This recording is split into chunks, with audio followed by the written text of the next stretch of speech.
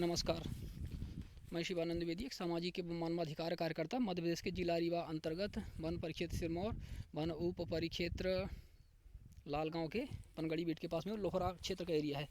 यहाँ पे एक रोज़ मरने का समाचार प्रकाश में आया था, जिसके विषय में हम आए थे। यहाँ पे ज़्यादातर बहुतायत में करंट सप्लाई किया जाता है और करंट लगा करके उसी करंट में जानवर फंस जाते हैं, ये पता चला था। अभी हम यहाँ पे आए और हमने देखा कि एक कंकाल कुछ ही दूरी पर वहाँ पे पड़ा हुआ था। एक राजकुमार की डबरी के नाम से जाना जाता है लोहरा क्षेत्र में। वहाँ पर हमने देखा कि एक कंकाल पड़ा हुआ था। वहाँ से होते हुए आए, यहीं पे कुछ दूर खेत में हमें गोबरी मिली है जो काफ़ी ताज़ी है। और अभी हाल ही में हमें यहाँ पे आए तो हमें ये देखा, इसका एक कंकाल मिला है। ये भी रोज़ का कंकाल है। ये शायद नर इसको क्या बोलते हैं, थोड़ा सा आप बैठिए 2 सेकंड, बताइए इसके बारे में। आपको जानकारी है क्या है, ये क्या रोज़ है कि नहीं है? रोज़ हो सकता है, आपको जानकारी नहीं, आप ट्रेंड नहीं है। ये जिनसे हम बात कर रहे थे, जो खड़े हैं हमारे साथ आए हैं, मनोज तिवारी हैं। अपने आप को अप्रशिक्षित फॉरेस्ट गार्ड बोलते हैं, बीट गार्ड। और इस तरह से ये हमें इनके माध्यम से जानकारी प्राप्त हुई है। बहरहाल हम इनको साथ में लेकर के आए, सूचना मिलने पर यही हम देखते हुए आए हैं। आप इसको देखें कि किस तरह से ये रोज का हिस्सा है कि क्या है। इसके सींग भी हैं, 2 सींग हैं। ये कुछ यहाँ पे आपको दांत मिल जाएंगे, जैसे ये देखिए, ये दांत है। इसमें कितने दांत हैं अभी जो शेष हैं वो गिन लेते हैं। 1 2 3 4 5 6 दांत हैं। ठीक है, ये ऊपर के 6 दांत इसके हो गए। चलिए इसको पलटा करके देखते हैं आगे की तरफ। इसको पलटाने का दूसरा कोई तरीका ढूंढते हैं।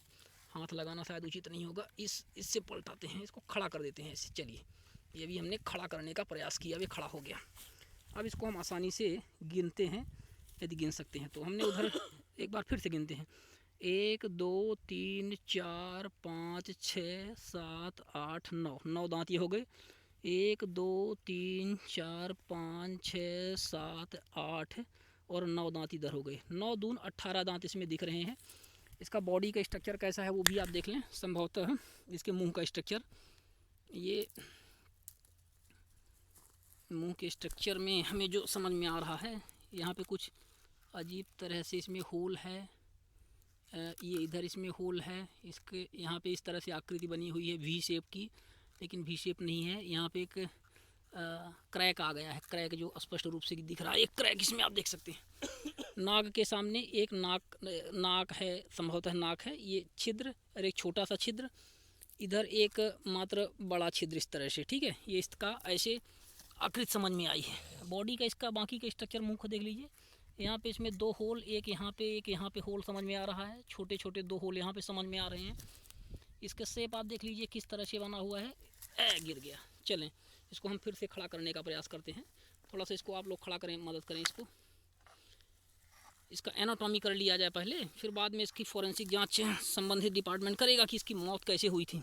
DNA टेस्ट यदि मिल जाएगा तो, क्योंकि करंट से यदि मारा गया होगा तो भी इसका पता चल जाएगा कहीं ना कहीं कि करंट से मारा था। इसकी DNA और फॉरेंसिक टेस्ट होगी तो ये इसके देखिए, यहाँ पे ऐसे शेप बता रहा है जहाँ पे इसकी दांत की अंतिम जबड़ा जो ख़त्म होता है, तो इस तरह से शेप बता रहा है। यहाँ पे इसमें एक होल बताया जा रहा है, इस तरह से होल है। ठीक है, ये दूसरा इसका पोर्शन देखिए, यहाँ भी इस तरह से बिल्कुल सेम पैटर्न में, सिमेट्रिक पैटर्न में इसको बोलते हैं।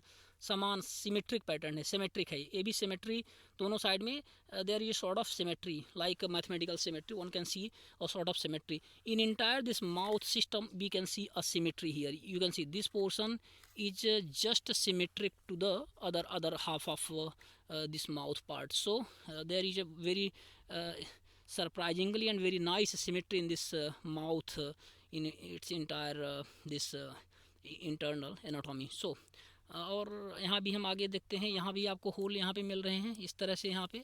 ठीक है, और ये इसका बाकी हमें एक कॉल आ रहा है, इसको भी आप देखते रहें और साथ में हम कॉल भी अब रिसीव कर लें कि कौन से महानुभाव का ये कॉल आ रहा है। हाँ, हेलो। जी नहीं, शारदा सिंह जी, मैं आपके घर के पास ही में हूँ। यहाँ पे हमें एक रोज मिला हुआ है और जिसका मरने का प्रकरण आया था, और यहीं पे मैं इसके मुख के पास में हूँ। आप कहाँ हैं? हम तो घर नहीं हो गया, आप चिंता ना करिए, मैं यहाँ पे आ करके फिर मिलता हूँ आपसे। हाँ, एक सीरियस प्रकरण आ गया है, इसके बाद मैं आपसे मुलाकात करता हूँ। चलिए, ये वही शारदा सिंह हैं जिनका ट्रांसफार्मर के लिए बहुत दिन से प्रयास कर रहे थे यहाँ पे, और जिनके प्रकरण के लिए हम यहाँ पे आए थे देखने के लिए कि ट्रांसफार्मर इनका जो जला हुआ है, क्योंकि किसान हैं अपने आप, कोई लोग किसानी यहाँ पे करते हैं, तो स्वाभाविक तौर पे ट्रांसफार्मर जला हुआ है तो उनको उसकी व्यवस्था चाहिए, नहीं तो उनकी खेती किसानी प्रभावित होगी। बहरहाल अब हम आ जाते हैं अपने मुद्दे पे। तो हम इसकी चर्चा कर रहे थे, तो ये पोर्शन आपने देख लिया, और जैसे लगभग सभी प्राकृतिक जो नेचुरल चीज़ें हैं उनमें एक स्ट्राइकिंग सिमेट्री होती है, ठीक उसी तरह से इसमें भी हम एक सिमेट्री देख सकते हैं हर तरह से। ठीक है, इसका पीछे का पोर्शन है जवड़े का, थोड़ा सा इसका आगे का भाग देते हैं, इससे गंदगी भी आ रही, बदबू आ रही, चूँकि अभी ये ज़्यादा पुराना नहीं है, ताज़ा ही है। ये देखिए इसके नाक के सामने ये इस तरह से है, और इसके दोनों आँख, अच्छा आँख यहाँ पे हो गई, ये देखिए आँख का इसका जो पोर्शन रहता है, ये यहाँ पे इसके आँख का ये पोर्शन है, और ये इनकी सींग है। सींग आप देख सकते हैं कि सींग की इसकी साइज़ क्या है, कैसी है। संभवतः इससे भी अंदाज़ा लग जाएगा कि ये काला वाला रोज है, इसको यहाँ की भाषा में काला रोज कहते हैं इस तरह से। तो ये हमें मिला है। अब प्रश्न ये उठता है कि यह रोज कैसे मरा। यहाँ पे आसपास तमाम क्षेत्रों में हमने पहले भी दिखाया हुआ है, अभी भी हम देख सकते हैं कि इस ट्रांसफार्मर के आसपास, ये जो लोहरा में ट्रांसफार्मर आपको दिख रहा है इस लोकेशन पे, इस ट्रांसफार्मर के आसपास तमाम यहाँ पे करंट लगा हुआ है, और हम जहाँ भी आए हैं तो तमाम करंट लगा हुआ है। कई बार यह प्रकरण आया कि करंट से जानवर मरते हैं, रोज़ मर रहे हैं, जंगली जानवर मर रहे हैं, और भी विभिन्न प्रकार के जो घरेलू जानवर हैं, गाय बैल आदि मर रहे हैं। अभी हाल ही में श्रीकांत मिश्रा निवासी बड़ोखर का एक करंट से एक बैल और एक गाय मरने का मामला प्रकाश में आया था, जिसके संदर्भ में हमने उनके भाई वशिष्ठ मिश्रा से संपर्क किया, उनसे बात की, और उन्होंने इसकी पुष्टि करी है। और यह बात दैनिक जागरण पेपर में भी निकल चुकी है, और भी विभिन्न राज एक्सप्रेस आदि पेपरों में निकल चुकी है। हमने अपने ब्लॉग पेज में भी ये बात लिखी हुई है, जो आसानी से पढ़ी जा सकती है। बहरहाल हमें ये पता करना था कि यह जो रोज का हिस्सा हमें मिला, ये मरा हुआ रोज यहाँ पे मिला, इसको काला रोज कहते हैं यहाँ की भाषा में, क्योंकि इसके सींग है। सामान्यतः इनके जो काला रोज के अतिरिक्त अन्य रोज होते हैं उनके सींग शायद नहीं होती, ऐसा लोग बताते हैं। तो इसके सींग है, और ये हमें पता करना है कि क्या ये करंट से मारा या किसी जंगली जानवर के मारने से मारा, क्योंकि इस जगह पे जंगली जानवर कैसे मार सकते हैं इसको, क्योंकि ये लोकेशन ही ऐसा है जहाँ पे जंगली जानवर नहीं आ सकते हैं। ये लोगों का रिहायशी फील्ड है, संभवतः आ भी सकते हैं, लेकिन अब ये कैसे मरा, इसकी पुष्टि कैसे होगी, इसकी फॉरेंसिक जांच होगी तभी इसकी पुष्टि हो पाएगी। इसका डीएनए टेस्ट हो जाए, यदि करंट से मरा होगा तो निश्चित तौर पर वो सभी फैक्टर्स इसके अंदर इसके डीएनए में मौजूद होंगे। जब करंट की वजह से ब्लड क्लॉटिंग हो जाती है या बॉडी में कुछ ऐसे केमिकल रिएक्शंस होती हैं, उसकी वजह से ये मर जाता है, तो इसकी फॉरेंसिक और डीएनए जाँच आवश्यक हो गई है। इससे बदबू भी आ रही है बार बार। तो इस प्रकार से हम इसको वन विभाग के संबंधित कर्मचारियों को और अधिकारियों को बता चुके हैं। हमने भोपाल के जो principal chief conservator of forest Animesh Shukla हैं, मैंने उनको सूचित किया हुआ है, उसका प्रूफ हमारे पास मौजूद है। हमने CCF chief conservator of forest जो इस समय मुद्रिका सिंह चार्ज में है रीवा संभाग के, उनको मैंने सूचित किया हुआ है। DFO जो हैं गुप्ता यहाँ पे श्री गुप्ता, उनको हमने सूचित किया हुआ है। वर्मा एक APCCF जो वर्मा कहलाते हैं, सहायक वन संरक्षक हैं, वो जांच में भी यहाँ पे आ चुके हैं, जोगेश्वर वर्मा, उनको हमने सूचित करने का प्रयास किया, 4-5 बार कॉल लगाया लेकिन वो उठाए नहीं। रंजन वाजपेयी को दो मरतबा हमने इस बारे में बताया, और उनके बारे में उनको इसके विषय में, और हमारे साथ एक मनोज तिवारी यहाँ के जो फॉरेस्ट गार्ड हैं, अप्रशिक्षित फॉरेस्ट गार्ड अपने आप को बताते हैं, उनको हम साथ में ही लेकर के आए थे, तो उनका ऑलरेडी यहाँ पे स्टेटमेंट है ही। चलिए हम और भी थोड़ा बहुत उनसे हम चर्चा करते हैं। थोड़ा सा कृपया आप बताने का कष्ट करें इसके बारे में कि ये क्या आपको कहेंगे इसको मनोज तिवारी जी, ये बेसिकली इसके बारे में क्या कहा जा सकता है कि यह करंट से मारा होगा या मारा गया होगा या यहाँ पे जंगली जानवरों का हस्तक्षेप हुआ होगा? उसकी जांच होनी है, तो जांच के बाद ही ऑलरेडी क्लियर हो जाएगा कि मतलब ये इसकी जो डेथ है नेचुरल है या कि फिर करंट लगने से हुई है। और अभी तो कुछ कहा नहीं जा सकता इसकी डेथ क्या रीज़न है। हाँ, डेथ का क्या रीज़न हो सकता है, अभी इसके बारे में निश्चित तौर पर कहा नहीं जा सकता है।